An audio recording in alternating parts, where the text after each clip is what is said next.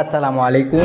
TikTok আইডির following list কিভাবে hide করবেন আজকের এই ভিডিওতে আপনাদেরকে আমি দেখিয়ে দিব। যারা এখনও ভিডিওতে লাইক করেন নাই তারা এখনই ভিডিওতে লাইক করুন, আর যারা এখনও চ্যানেলটিকে সাবস্ক্রাইব করেন নাই তারা এখনই লাল সাবস্ক্রাইব বাটনের আশা দিয়ে চ্যানেলটিকে সাবস্ক্রাইব করুন।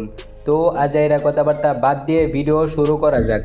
টিকটক ফলোয়িং লিস্ট হাইড করার জন্য প্রথমে আপনারা টিকটক অ্যাপ্লিকেশনটিকে ওপেন করবেন। টিকটক অ্যাপ্লিকেশনটি ওপেন করার পরে নিচে প্রোফাইল আইকনে একটা ক্লিক করবেন। প্রোফাইল আইকনে ক্লিক করার পরে উপরে 3 লাইনে ক্লিক করবেন। 3 লাইনে ক্লিক করার পরে সেটিংস অ্যান্ড প্রাইভেসি এই অপশানটিতে একটা ক্লিক করবেন। তারপর আপনাদের সামনে এরকম একটি ইন্টারফেস শো করবে। আপনারা নিচের দিকে স্ক্রল করবেন। নিচের দিকে স্ক্রল করার পরে এখানে আপনারা একটি অপশন পাবেন ফলোয়িং লিস্ট। তো আপনারা এই অপশানটিতে একটা ক্লিক করবেন। তারপর আপনাদের সামনে এরকম একটি ইন্টারফেস শো করবে। আপনারা কি করবেন, অনলি ইউ এই অপশানটিকে অন করে দিবেন। এই অপশানটিকে অন করে দিলে আপনার ফলোয়িং লিস্ট হাইড হয়ে যাবে। কেউ চাইলেও কিন্তু আপনি কাদেরকে ফলো করে রাখছেন তাদের আইডিগুলো দেখতে পারবে না। তো আজকের এই ভিডিওটি এ পর্যন্তই। ভিডিও বানাইতে বানাইতে প্রেশার হাই হয়ে গেছে, আপনারা থাকেন, আমি প্রেশার মাপতে যাই।